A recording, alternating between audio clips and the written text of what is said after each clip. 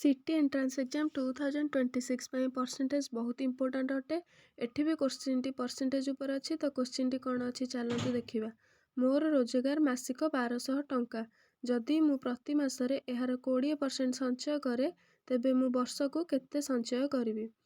आमे 1200 रो 20% बाहर करिबा। तो 1200 गुणन 20/100। तो ये गोटे शून को गोटे शून कटिगला, एठी भी गोटे शून को गोटे शून कटिगला, है 240। वर्षक होछि 12 मास। तो आमे 240 को 12 रे गुणिबा। 240 गुणन 12 0 8 4 0 4 2। तो ये 0 8 8 2 2880। तो आंसर होची ऑप्शन बी 2880।